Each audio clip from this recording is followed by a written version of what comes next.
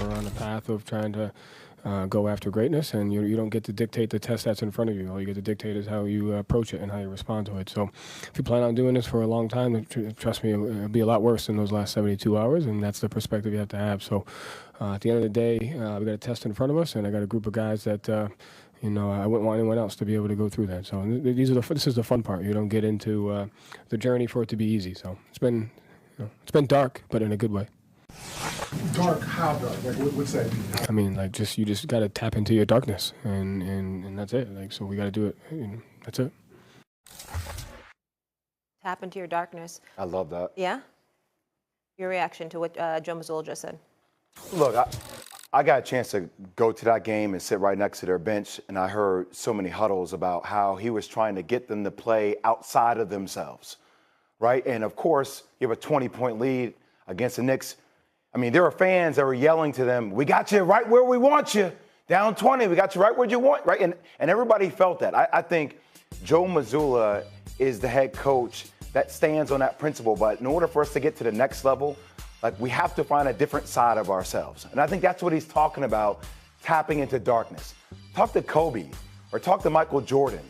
Talk to any player that's been able to go to a different level. Whatever you need to tap into that, that's what Jason Tatum and Jalen Brown need to find. Now, Peyton Pritchard found it, but Jalen Brown and Jason Tatum did not have good games, by the way, guys. I mean, 20 points on 18 shots or whatever the numbers are, it's essentially a point per shot, okay? So you're still waiting for them to come out of their cocoon. And Joe Mazzulla knows that as well. And I think that whole post-game press conference was about letting them know they need to tap into a different side of themselves to be the team that is willing to fight and claw and get into a street fight with you in order to have a chance to win. I mean, I was in the Celtics locker room after the game. I didn't see any darkness. I think they were in a really good mental place, to be honest with you. I think Joe Mazzulla... Darkness doesn't mean bad mental place, though. You know what I mean? I think Joe Mazzulla tactically has had a huge influence on the Celtics. The way he wants to play tactically is how they play every night. It's what led them to a championship.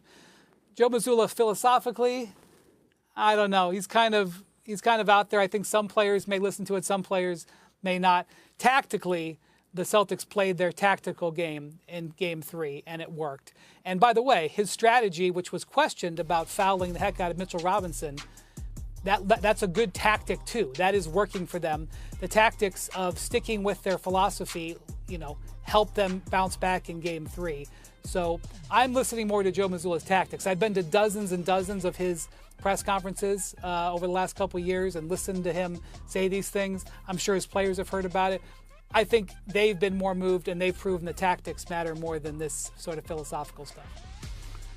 I believe tonight's Game 4 winner wins the series. Period. What happened in Game 3 is exactly what I feared. Al Horford, old man Horford, 0 of 8 from wide open threes in Games 1 and 2. Hits 3 or 4 threes. Peyton Pritchard, my choice and the choice for Sixth Man of the Year, comes off the bench, hits 5 threes, finishes with 23 points. Jason Tatum, he shot 40% from the field. He only scored 22 points. He hit 5 of his 9 threes. And this is the kind of stuff that I kept bringing up going into Game 3, which Wendy will attest to. Everybody was talking about all of this other stuff, and I'm saying, they shot 100 threes in the first 2 games. Missed an NBA record 75 threes in those first 2 games. 48 of those threes were considered wide open threes. For folks out there who don't know, a wide open three in the NBA is 6 feet and beyond. Nobody's within 6 feet of you, okay? That's considered a wide open three-pointer. And the Boston Celtics in Games 1 and 2 had 48 of them. This is a 41% shooting team from three-point range during the regular season. That wasn't going to last. So it's exactly what I feared. And sure enough, they started draining their bad boys. That was a blowout Saturday. That wasn't a close game. That was a blowout. And so now, how I'm looking at it, Karl Anthony Towns, I don't know what the hell is on with his hands, so he kept great game. Make sure the world, he was grabbing it about 10 times during the game, okay? Yes, we know your hand is hurt, damn it, all right? We got it, okay? We understand, all right? Okay, Jalen Brunson, wasn't great, okay? He's got to step up. Mikal Bridges, Mr. 5 first-round picks. That's what we know you as now. That's what we know you as now. Make key defensive stops in both games 1 and 2. We're very pleased with that. Went scoreless for the first 3 quarters for game 2, and then came on strong with 14 points. We got that. All right? But once again, struggling offensively. Missed the 5 first-round picks. That's what we're going to know you as, because when we see Giannis out there potentially available, and we think about the assets that the New York Knicks have, and what they gave up to pair Jalen Brunson with his boy. And by the way, Jalen Brunson deserved that because you sacrificed about $100 million because you could have waited a year before re-upping with the New York Knicks, and you didn't do it, so it saved them about $100 million. We got it. But in the end, what it comes down to is this.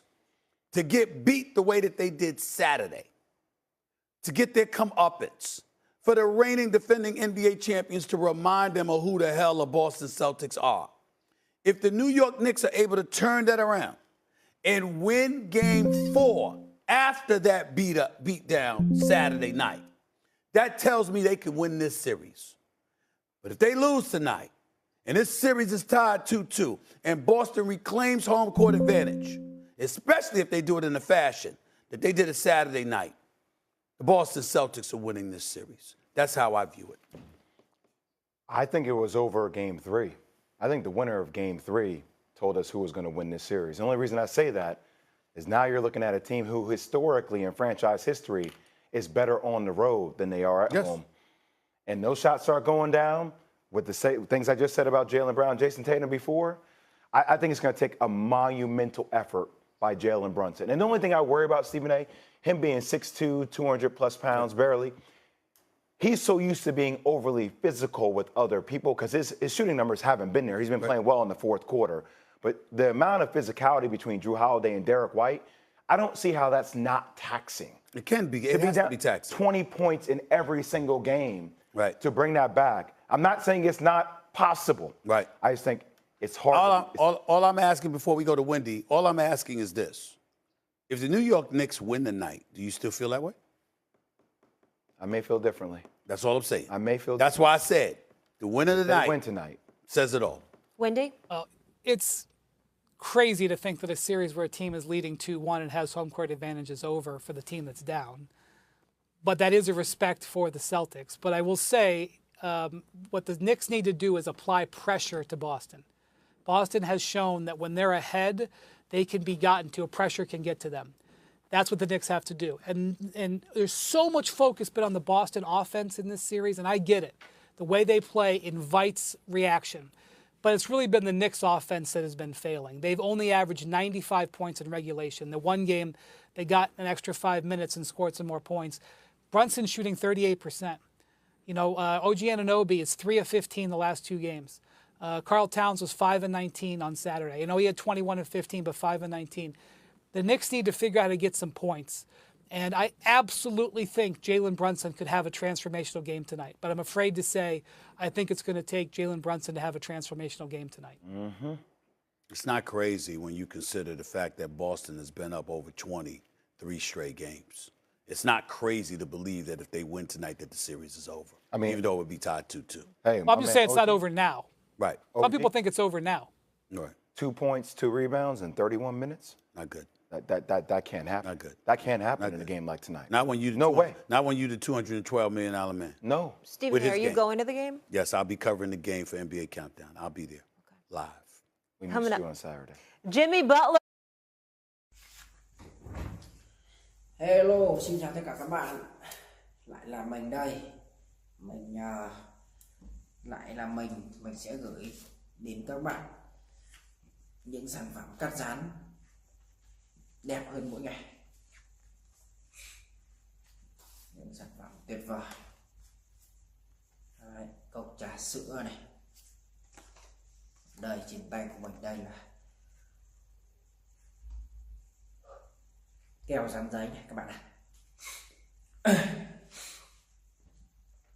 Và để tạo ra được những sản phẩm để tạo ra được những video cắt dán đẹp như thế này thì mình sẽ cần có những dụng cụ, những đồ vật để mình tạo nên. Đây, trước mặt của mình đây, trên tay mình đang cầm đây là những giấy thủ công màu các bạn ạ. Nó rất nhiều màu sắc luôn, các bạn có nhìn thấy màu sắc của nó. Đấy. Trên tay của mình đây cẩm này, màu xanh này, màu xanh là lá cây, màu vàng này các bạn này, đây là màu đỏ. Đấy. Giấy màu cam này, giấy màu xanh này. Đấy. Mình rất nhiều những sản phẩm màu sắc. Đấy. Và để tạo ra được những sản phẩm đẹp và ý nghĩa thì mình cần có một cây bút và chiếc kéo này, kéo để cắt này, hầu dán thì để dán những sản phẩm vào với nhau để cho nó đa dạng màu sắc, để tạo nên điểm nhấn cho sản phẩm. Và còn những dụng cụ bổ trợ cho mình như là đây là chiếc chân kẹp điện thoại này, chân kẹp điện thoại, đây chiếc điện thoại để mình quay lại quá trình mình tạo ra video, đèn hỗ trợ ánh sáng này các bạn này,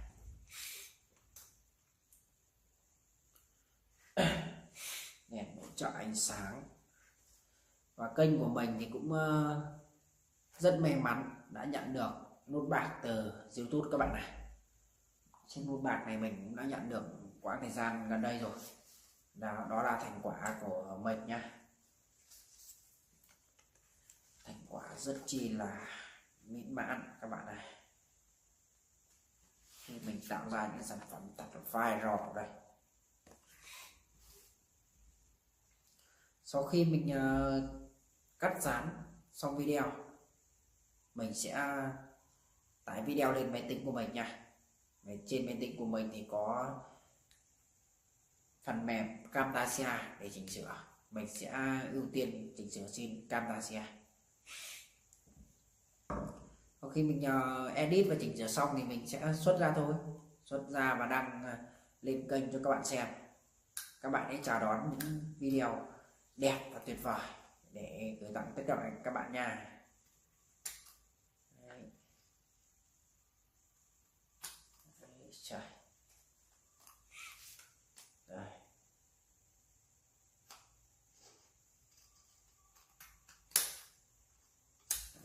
Đấy. Đây. Đây là lọ hồ dán này. Đấy. Phải không? Sắc luôn. Và bây giờ mình sẽ mời các bạn đi xem mình tạo ra những sản phẩm này nha. Đây những sản phẩm tiêu biểu của mình này, mình vẫn còn lưu trữ lại tại nơi làm việc này. Đó, rất chi là đẹp. Các bạn hãy cùng theo dõi mình tạo ra sản phẩm nha.